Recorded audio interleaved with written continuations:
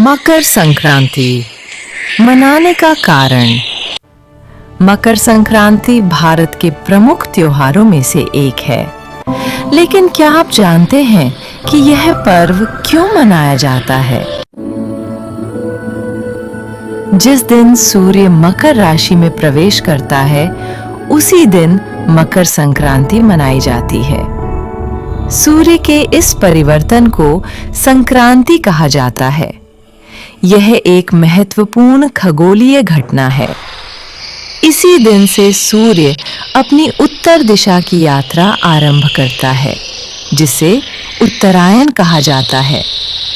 भारतीय परंपरा में उत्तरायण को शुभ, पवित्र और सकारात्मक समय माना जाता है।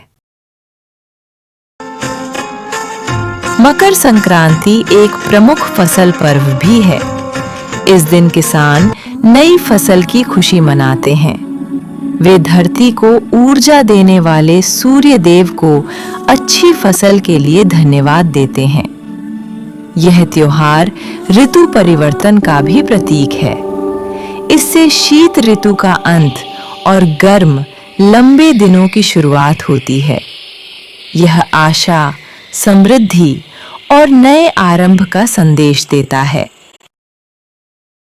मकर संक्रांति का एक विशेष महत्व इसका वैज्ञानिक पक्ष है।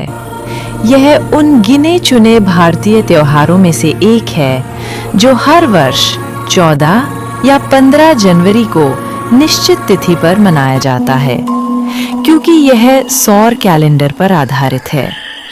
यह हमारे प्राचीन भारतीयों की गहरी वैज्ञानिक समझ को दर्शाता है।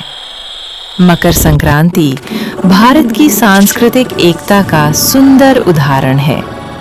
तमिलनाडु में इसे पोंगल, पंजाब में लोहड़ी, असम में माघ बिहू और कर्नाटक, आंध्र प्रदेश तथा तेलंगाना में मकर संक्रांति कहा जाता है।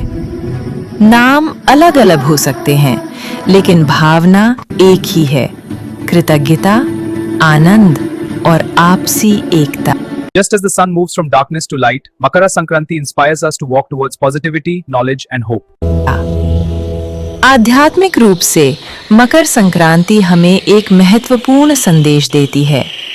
जिस प्रकार सूर्य अंधकार से प्रकाश की ओर बढ़ता है, उसी प्रकार हमें भी नकारात्मकता और अज्ञान से दूर होकर सकारात्मकता, ज्ञान और उज्जवल जीवन की ओर बढ़ना चाहिए।